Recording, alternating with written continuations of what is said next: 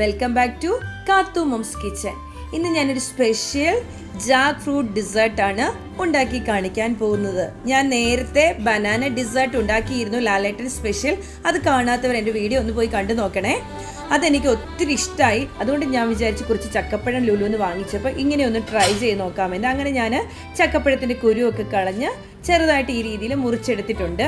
അതിനുശേഷം നമുക്ക് ഒരു പാൻ അടുപ്പിൽ വെച്ച് അത് ചൂടായതിനു ശേഷം അതിനകത്തേക്ക് കുറച്ച് നെയ്യ് ഒഴിച്ച് കൊടുത്തതിന് നെയ്യ് അത് ചൂടായതിനു ശേഷം നമുക്ക് ചക്ക ചെറുതായിട്ട് അരിഞ്ഞത് അതിനകത്തേക്ക് ഇട്ട് കൊടുത്ത് നന്നായിട്ട് ഇളക്കി വഴറ്റിയെടുക്കാം.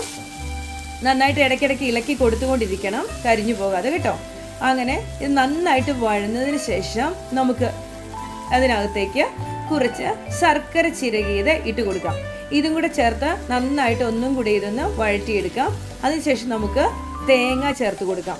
തേങ്ങയും ഈ ശർക്കരയും ഇതെല്ലാം കൂടെ നന്നായിട്ടൊന്ന് മിക്സ് ചെയ്തെടുക്കാം. ഇപ്പം നമ്മുടെ ഏകദേശം അടുപ്പിൽ വെച്ചുള്ള പണി ഏകദേശം കഴിഞ്ഞു. ഇതിന് ശേഷം നമുക്കിതൊരു പാത്രത്തിലോട്ട് മാറ്റാം.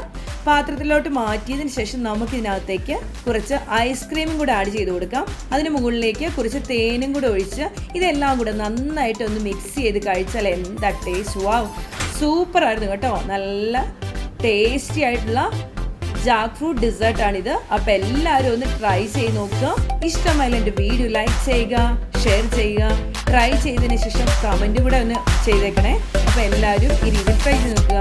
Thank you for watching.